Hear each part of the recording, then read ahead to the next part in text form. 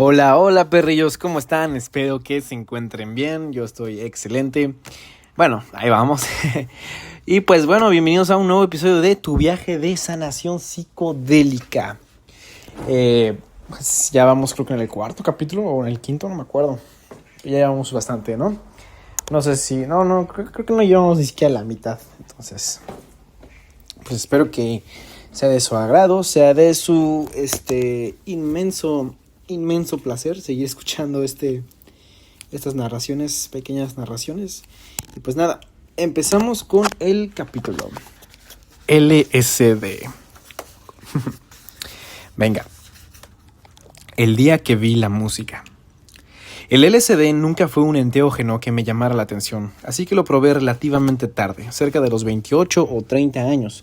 Mi intención para ese viaje era artística. Quería conectar con la música. Siempre he tenido una relación muy especial con ella y había escuchado que muchos de mis grupos favoritos, los Beatles, por ejemplo, o Pink Floyd, se habían inspirado en el LSD para componer algunas de sus canciones. Esto ocurrió hace 20 años, cuando conseguir LSD no era, ni de cerca, tan sencillo como ahora. Lo primero que hice fue preguntarles a algunos amigos que eran asiduos a la psicodelia, y uno de ellos me contactó con un dealer, particularmente hermético, que no daba la cara y que hasta disfrazaba su voz por teléfono. Para no hacer el cuento largo, al final llegó a mi casa un mensajero en bicicleta con 8 cuadritos de papel secante, cada uno del tamaño de un sello postal, impregnados con LSD líquido. Mis amigos me habían recomendado empezar con un solo cuadrito, que por lo general contiene unos 100 microgramos, o bueno, no sé cómo se lea es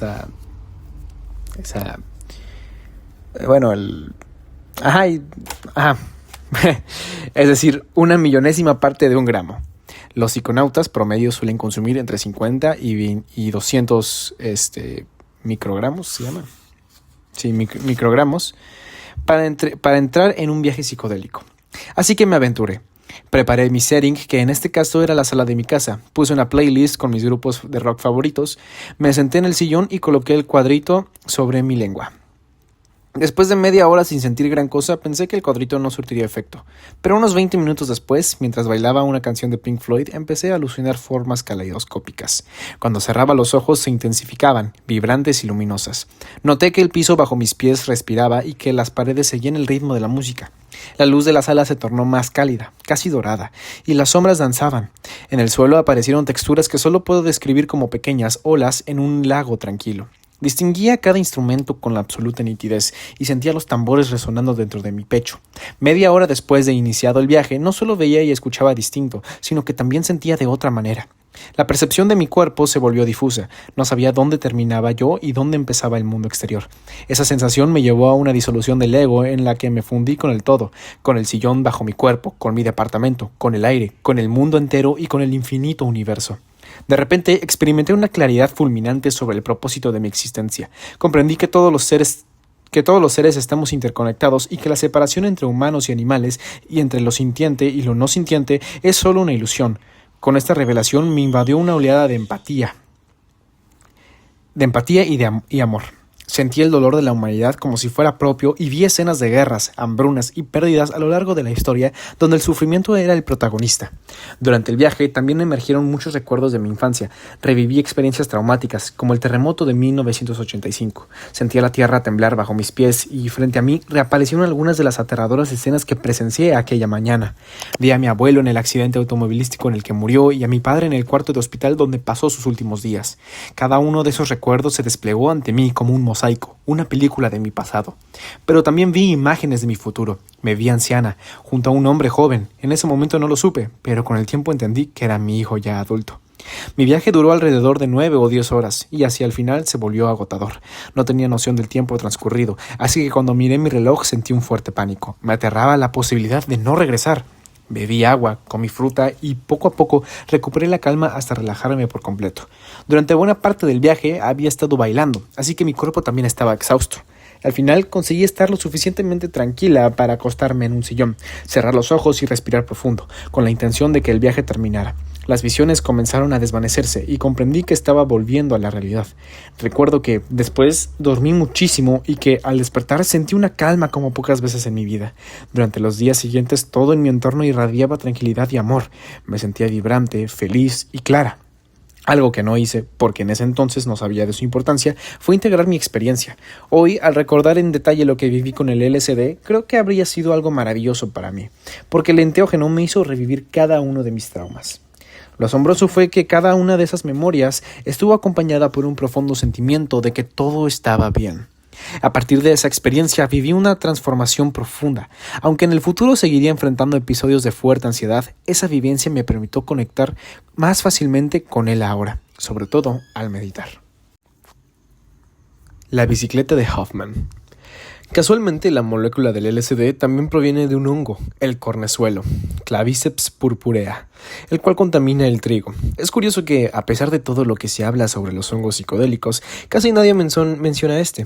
Formalmente, el LSD surge en el siglo XX, dentro de la química farmacéutica en el contexto de la búsqueda de nuevos medicamentos para la circulación.ɁAlbert Hofmann, un químico suizo que trabajaba en la compañía farmacéutica Sandoz, quien lo descubrió mientras investigaba las propiedades vasoconstrictoras del cornezuelo, sin saber aún de sus efectos psicodélicos.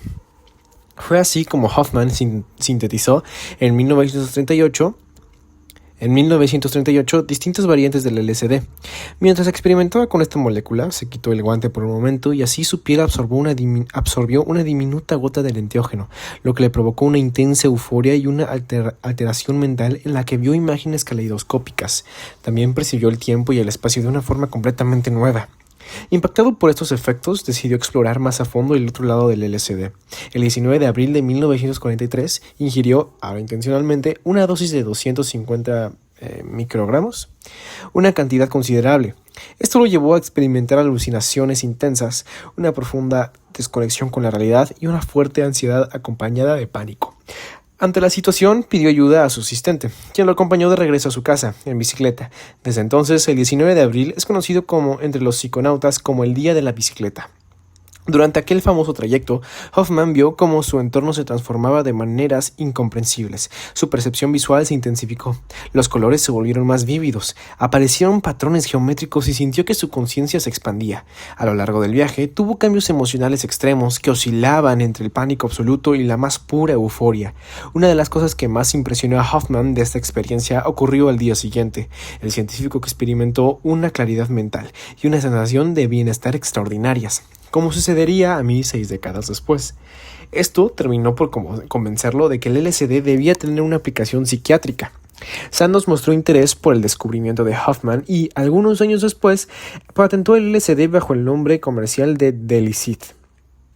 La farmacéutica buscaba comprender mejor la conciencia y explorar si la sustancia podía ayudar a pacientes con depresión y otros trastornos mentales. De este modo, los psiquiatras comenzaron a administrar Delicid con fines terapéuticos, en dosis de entre 50 y 200 microgramos, pacientes para que revivieran sus traumas. A pacientes para que revivieran sus traumas. A mediados del siglo XX, los doctores Abraham Hoffer y Humphrey Osmond utilizaron LSD para investigar la esquizofrenia y otras enfermedades mentales caracterizadas por episodios de psicosis, es decir, alteraciones del pensamiento que pueden incluir paranoia y alucinaciones visuales y auditivas. Su enfoque consistió en inducir un estado psicótico controlado mediante el LSD, con el objetivo de modelar la psicosis y estudiarla en un entorno experimental más preciso. Con base en estos estudios, se desarrolló la hipótesis de que la esquizofrenia podría estar relacionada con un exceso de neurotransmisores como la dopamina y la serotonina en el cerebro, lo que explicaría algunas de sus manifestaciones clínicas. Otro personaje clave en la historia del LSD Otro personaje clave en la historia del LSD es el psiquiatra checo-estadounidense Stanislav Grof, pionero en el uso terapéutico de esta sustancia y en el desarrollo de técnicas para acceder al subconsciente. Grof creó la respiración holotrópica, una técnica basada en la hiperventilación guiada acompañada de música evocadora que induce a los practicantes a un estado no ordinario de conciencia. En sus investigaciones, Grof combinó el LSD con esta técnica, potenciando el efecto del enteógeno y profundizando en su aplicación terapéutica. Con el tiempo, la síntesis del LSD se expandió, su uso se popularizó y trascendió el ámbito clínico, convirtiéndose en una sustancia de consumo recreativo y en un motor del movimiento hippie. El vertiginoso crecimiento del uso recreativo del ácido tuvo consecuencias lamentables, entre ellas la criminalización de la sustancia y la interrupción de los estudios científicos que la involucraban. El presidente de Estados Unidos, Richard Nixon, decretó que cualquier sustancia que indujera estados no ordinarios de conciencia sería clasificada como un estupefaciente de categoría 1, es decir, considerada perjudicial para la salud, sin valor médico y de alto riesgo sanitario. Con la nueva revolución psicodélica, los usos terapéuticos de estas sustancias han resurgido con fuerza. Entre las investigaciones más recientes destacan los estudios del uso del LSD con pacientes con cáncer terminal. Estas terapias se han explorado debido a la capacidad de los viajes psicodélicos para reducir el miedo a la muerte y mejorar la calidad de vida de los pacientes, facilitando una transición más serena y tranquila en sus últimos momentos. La historia del LSD nos muestra cómo los giros inesperados pueden transformar el curso de la ciencia y la sociedad. Lo que comenzó como un accidente terminó convirtiéndose en un catalizador de profundos cambios en la psiquiatría, la cultura y nuestra comprensión de la conciencia humana. Estructura química. El LSD es una de las sustancias psicoactivas más potentes que se han descubierto. Su estructura química y mecanismo de acción lo distinguen de otros psicodélicos, permitiéndole inducir estados alterados de conciencia con una intensidad desproporcionada a la dosis. Basta con 50 microgramos para desencadenar un viaje psicodélico, una potencia única entre las moléculas de su tipo. El LSD, un alcaloide derivado, como comenté, del cornezuelo, posee una estructura basada en el ácido lisérgico. Entre sus efectos fisiológicos se encuentra la vasoconstricción en el sistema circulatorio, lo que podría representar un riesgo para personas con afecciones cardiovasculares. No obstante, la cantidad de LSD necesaria para provocar un episodio de este tipo es extremadamente alta y, a la fecha, no existen reportes de intoxicación letal en adultos por ingesta de LSD. Algo fascinante de esta molécula es su gran similitud con la serotonina, un neurotransmisor clave en la regulación del estado de ánimo, la percepción y la cognición. Cuando el LSD llega al cerebro, se une a los receptores de serotonina que no pueden diferenciar entre ambas moléculas. Este ajuste casi perfecto es lo que prolonga su efecto en el cerebro, ya que el LSD encaja de manera óptima en estos receptores. El proyecto MK Ultra. Durante la Guerra Fría, mientras la psiquiatría exploraba el uso del LSD en entornos clínicos, el gobierno estadounidense y sus agencias de inteligencia comenzaron a investigar su potencial como agente de control mental y arma química. Así fue como nació el proyecto MK Ultra, liderado por la Agencia Central de Inteligencia, CIA, un programa secreto que experimentó con grandes dosificaciones de LSD en soldados, soldados, enfermeros, ciudadanos y agentes de gobierno. En muchos casos, estas pruebas con ácido se administraban sin el consentimiento del sujeto. Una de las metas principales de la CIA con este proyecto era determinar si el LSD podía funcionar como un suero de la verdad en interrogatorios. También exploraban su potencial para desorientar y manipular psicológicamente a sus enemigos, e incluso inducir cuadros psicóticos en fuerzas adversarias. Finalmente, buscaban su aplicación como herramienta de lavado de cerebro para generar una obediencia ciega en las personas. Uno de los sujetos, o más bien víctimas, de este proyecto fue Frank Olson, un científico estadounidense que fue drogado con LSD por la CIA sin su consentimiento y que, después, murió en circunstancias altamente sospechosas. Su caso desató una investigación oficial que sacó a la luz las brutales prácticas llevadas a cabo en el marco del proyecto. El escándalo se hizo público en la década de 1970, convirtiéndose en una crisis política de gran magnitud. Sin embargo, gran parte de los documentos que registraban estas actividades fueron destruidos antes de que las autoridades pudieran examinarlos. Ábrete, conéctate, trasciende. En el contexto de la contracultura de los años 60, surgieron varios personajes fascinantes que estuvieron estrechamente vinculados con el LSD. Uno de los más influyentes fue Timothy Leary, un psicólogo de la Universidad de Harvard que se convirtió en el principal promotor del LSD como herramienta para la expansión de la conciencia. Su famoso lema, Turn on, tune in, drop out, que podría traducirse como ábrete, conéctate, trasciende.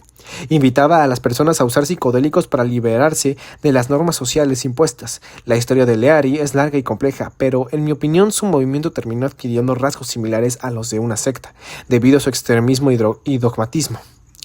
Otro grupo importante fueron los Merry Pranksters, bromistas alegres, protagonistas del famoso libro Ponche de ácido lisérgico de Tom Wolfe, y liderados por el escritor y pilar de la contracultura Ken Kesey. Como auténticos evangelistas psicodélicos, los Merry Pranksters recorrían Estados Unidos en un viejo autobús escolar pintado con colores vibrantes y patrones caóticos, llevando el LSD a eventos masivos de música y arte y promoviendo así la expansión de la conciencia y la experimentación psicodélica. Cuando las masas comenzaron a aficionarse al consumo de ácido, las cosas se salieron de control. Así empezaron a surgir numerosos informes de malos viajes provocados por malas prácticas como dosis excesivas, la combinación de LSD con otros psicodélicos y alcohol, y el abuso en general.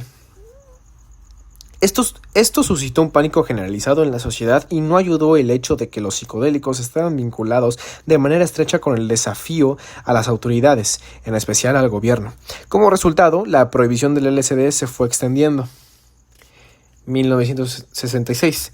California se convirtió en el primer estado de Estados Unidos en criminalizar el LSD.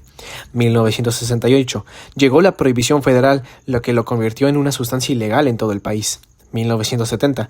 La Ley de Sustancias Controladas de Estados Unidos lo clasificó como una sustancia de categoría 1.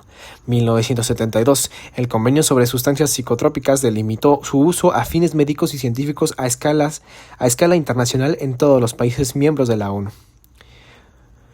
Todo esto dio lugar a un vasto mercado negro de LSD que continúa creciendo hasta la fecha. Aunque no es de los enteógenos más consumidos, sigue siendo popular especialmente en el contexto de la música electrónica. Entre las principales consecuencias de esta prohibición están la interrupción de la investigación médica, la desinformación y la adulteración del ácido con otras sustancias, con los riesgos que esto conlleva. El viaje. Los efectos del LSD son más que nada visuales, aunque también pueden incluir una profunda introspección y un fenómeno conocido como sinestesia, en el que los sentidos se mezclan. Eso significa que una persona bajo sus efectos puede, por ejemplo, oler un color o sentir un sonido. Otra alteración común es la percepción del tiempo, que suele ralentizarse durante el viaje. El LSD se administra casi siempre por vía oral, generalmente en microgotas. En el mercado negro, una de las formas más comunes de encontrarlos es en los pequeños papeles impregnados con cerca de 100 microgramos, a menudo decorados con ilustraciones llamativas. Sin embargo, al tratarse de una sustancia altamente soluble, existen diversas formas de consumo, como productos de LSD de aplicación vaginal, cremas para la piel o gotas oftálmicas. La absorción del LSD suele tardar entre 30 minutos y 1 hora. Si se administra a través de la mucosa o la piel, el proceso puede prolongarse hasta 12 horas. Una vez en el organismo, la sustancia se metaboliza en el hígado y se excreta por medio de la orina en alrededor de 5 horas, aunque sus efectos pueden persistir hasta 12 horas. En fechas recientes se han desarrollado protocolos de administración de microdosis de LSD para tratar la depresión. Estas pequeñas cantidades se emplean para inducir una ligera euforia y mejorar el estado de ánimo a lo largo del día. Sin embargo, presentan un inconveniente similar al de la psilocibina. Aunque los efectos del enteógeno desaparecen, las moléculas de LSD siguen ocupando los receptores. Como resultado, si el paciente intenta administrarse otra microdosis al día siguiente, los receptores aún estarán saturados y serán incapaces de captar nuevas moléculas. A la fecha, no se sabe con certeza cuántos días debe descansar el cerebro entre microdosis de LSD. A pesar de su potencial terapéutico, los efectos de esta sustancia siguen siendo impredecibles y dependen de múltiples factores, como la dosis, el entorno y la predisposición psicológica de quien lo consume. Aunque su perfil de toxicidad es bajo, su uso indebido puede generar experiencias desafiantes e incluso episodios de ansiedad intensa. Por ello, estudiarlo resulta fundamental para comprender mejor sus riesgos y beneficios en distintos contextos. Funcionamiento. Cuando el LSD se une a los receptores de 5-HT2A, provoca un aumento en la plasticidad sináptica y facilita una comunicación neuronal más fluida. Además, se ha demostrado que su consumo induce a una desinhibición de la red neuronal por defecto en la corteza cerebral, es decir, permite que distintas regiones del cerebro se comuniquen de manera inusual y se generen conexiones atípicas y una mayor integración de la información. Hay estudios de resonancia magnética funcional que han demostrado que el LSD también desregula la red de modo por defecto, la cual está asociada con la identidad y la percepción del yo. Esta desregulación explica por qué, en un contexto terapéutico, el paciente puede experimentar una nueva forma de entender su realidad, lo que a su vez facilita la modificación de patrones de conducta. Hemos visto también que en el cerebro, bajo el efecto del LSD, hay interconexiones entre hemisferios y lóbulos, lo que puede dar paso a la sinestesia, algo que también permite al psiconauta percibir la realidad desde otro lugar, con un sentido totalmente novedoso.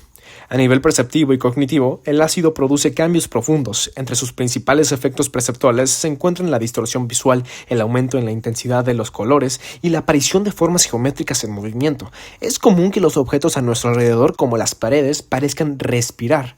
Además, bajo sus efectos suelen manifestarse halos de luz, patrones caleidoscópicos y fractales. ¿Por qué se ven fractales bajo el efecto del LSD?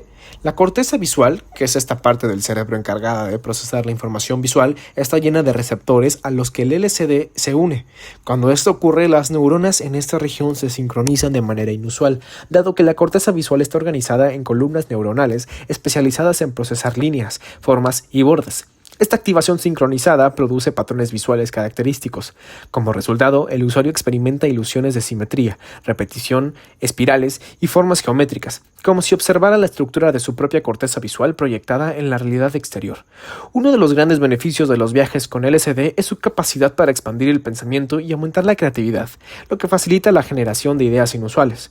Por ello, muchos artistas y científicos han atribuido sus grandes hallazgos a experiencias bajo sus efectos. Además, el ácido puede favorecer una reflexión profunda y permitir el acceso a recuerdos reprimidos. Al igual que otros psicodélicos, el LSD suele inducir una disolución del ego, es decir, una sensación de pérdida de los límites entre el yo y el entorno. Muchas personas describen la sensación de deshacerse o derretirse, experimentando una fusión con lo que los rodea. Entre los efectos emocionales más comunes se encuentran la euforia y una mayor sensibilidad, aunque en casos de un mal viaje pueden surgir estados de miedo y paranoia. La duración promedio de un viaje de LSD oscila entre 8 y 12 horas, lo que lo convierte en uno de los enteógenos con efectos más prolongados. Aplicación clínica. El LSD fomenta la plasticidad sináptica y, por tanto, la formación de nuevas conexiones neuronales en el cerebro. Este proceso puede facilitar la adopción de patrones de pensamiento y comportamiento más flexibles, lo que contribuye a una mejor calidad de vida en ciertos pacientes.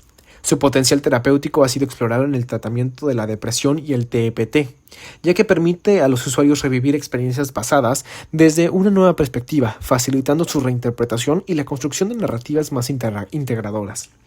Además de su acción sobre los receptores de serotonina, el LSD también modula los sistemas dopaminérgicos y glutamatérgicos, los cuales desempeñan un papel clave en la regulación del placer. Los cuales desempeñan un papel clave en la regulación del placer, la motivación y el aprendizaje. Esta influencia podría hacerlo útil en el tratamiento de trastornos relacionados con la regulación emocional e incluso en la reducción del abuso de sustancias como el alcohol. Riesgos y efectos adversos. Si bien la literatura científica no reporta casos de muerte por ingesta de LSD, el principal problema actual es que muchos consumidores no se limitan a un solo psicodélico. En el ámbito recreativo es común que se combinen varios psicodélicos o que se consuman junto con el alcohol, lo que incrementa significativamente sus riesgos y potenciales efectos adversos. Un mal viaje con LSD suele caracterizarse por ansiedad extrema, paranoia y miedo intenso, acompañados de un profundo malestar físico. Además, el LSD es una de las sustancias más asociadas con el trastorno perceptivo persistente por alucinógenos, HPPD por sus siglas en inglés, una condición en la que algunas personas experimentan alteraciones visuales durante semanas o incluso meses después de su consumo. Esta experiencia puede ser particularmente angustiante, ya que las alteraciones pueden manifestarse de manera inesperada en situaciones cotidianas como en el trabajo y así interferir con la vida diaria. Otro riesgo significativo del consumo de LSD es su potencial para desencadenar psicosis. La popular leyenda urbana sobre psiconautas que se quedan en el viaje tiene un trasfondo real. En algunos casos, personas con antecedentes familiares de esquizofrenia o trastornos psicóticos pueden experimentar un episodio psicótico tras el uso de LSD. El ácido puede actuar como un detonante, activar una predisposición genética latente y desencadenar un estado de psicosis persistente en individuos vulnerables. Una duda común entre quienes van a probar el LSD es si puede volverse adicto, y la respuesta a eso es que no genera dependencia física, ya que los receptores no podrían soportar un uso diario, por lo que tampoco produce síndrome de abstinencia. Tampoco activa los circuitos de recompensa de dopamina, como si lo hacen sustancias adictivas como la cocaína, la heroína, el tabaco y el alcohol. Si bien el LSD tiene un potencial terapéutico prometedor, sus riesgos no deben subestimarse. El contexto de uso, la predisposición genética y la combinación con otras sustancias pueden influir de forma drástica en la experiencia y en sus consecuencias. Por ello, es fundamental que su consumo, especialmente en entornos recreativos, se aborde con responsabilidad y conocimiento de sus posibles efectos adversos. Dosis y minimización de riesgos. Una microdosis de LSD oscila entre los 5 y 20 microgramos. Sus efectos suelen ser útiles y no generan euforia, aunque pueden presentarse ligeras alteraciones en la percepción. Generalmente, quienes consumen esta dosis pueden llevar a cabo sus actividades diarias sin inconvenientes. La dosis baja se encuentra entre los 30 y 75 microgramos. Sus efectos son de leves a moderados, y aunque es manejable, existe cierto riesgo de experimentar angustia o incluso un mal viaje. La dosis media, que es la más común en el ámbito recreativo, varía entre los 75 y 150 microgramos. En este nivel, los efectos psicodélicos son mucho más pronunciados, lo cual aumenta de manera significativa la posibilidad de un mal viaje, especialmente si la persona no está preparada para enfrentar la disolución del ego. Una dosis superior a los 150 microgramos se considera alta y conlleva un riesgo elevado de despersonalización, crisis de pánico y paranoia. Se estima que entre el 80 y el 90% de quienes consumen LSD en estas cantidades experimentará un mal viaje. Un aspecto fundamental para reducir los riesgos durante un viaje de LSD es conocer con certeza la dosis y la procedencia de la sustancia. Siempre recomiendo a mis pacientes que planean probarlo que usen un test de reactivos para verificar su contenido, ya que hoy en día son accesibles y fáciles de conseguir. Estos tests permiten confirmar si la sustancia adquirida es realmente LSD o si ha sido adulterada con compuestos potencialmente peligrosos. Otras recomendaciones antes de embarcarse en uno de estos viajes son tener claro el propósito y asegurarse de estar en un buen estado mental. Tomar ácido en medio de una crisis, tras un divorcio o la pérdida de un ser querido, por ejemplo, puede intensificar el malestar, ya que el efecto expansor del LSD amplifica las emociones preexistentes, convirtiendo lo que ya nos afecta en algo aún más abrumador. También sugiero elegir cuidadosamente el setting. Si alguien va a consumir LSD en un concierto, es fundamental ir acompañado de una persona de confianza que no esté bajo los efectos de ninguna sustancia, como una especie de conductor designado. Esta persona podrá asistir al psiconauta en caso de que el viaje tome un giro difícil. Si te angustias durante un viaje de LSD, recuerda que la sensación es temporal. Uno de los mayores miedos en un mal viaje psicodélico es la idea de no volver a la normalidad, pero tener presente que es solo un estado pasajero puede ayudar a mantener la calma. En general, el LSD es una sustancia segura, aunque sus efectos en la mente pueden ser profundos y desafiantes. La mayoría de los viajes suelen ser manejables. El futuro del LSD. Aunque gran parte de la investigación con LSD sigue en pausa, países como Suiza y Canadá han retomado los estudios clínicos para evaluar su eficacia en el tratamiento de trastornos psiquiátricos y en pacientes en cuidados paliativos. En Estados Unidos, diversos organismos han impulsado investigaciones sobre su potencial terapéutico, lo cual demuestra un renovado interés en esta sustancia dentro del ámbito científico. Los principales desafíos para su regulación futura incluyen el estigma histórico asociado a él debido a su mal uso en el pasado, así como la falta de educación sobre su consumo responsable. Es crucial diseñar estrategias que reconozcan que, a pesar de la prohibición, el LSD seguirá utilizándose, muchas veces a través del mercado negro. De hecho, el acceso a esta sustancia por parte de jóvenes ha aumentado gracias a las redes sociales, lo que ha incrementado los reportes de intoxicaciones en menores de 12 años. Dado que el cerebro en desarrollo no está preparado para los efectos del LSD, este fenómeno subraya la necesidad de un enfoque informado y preventivo, basado en la educación y en la reducción de daños.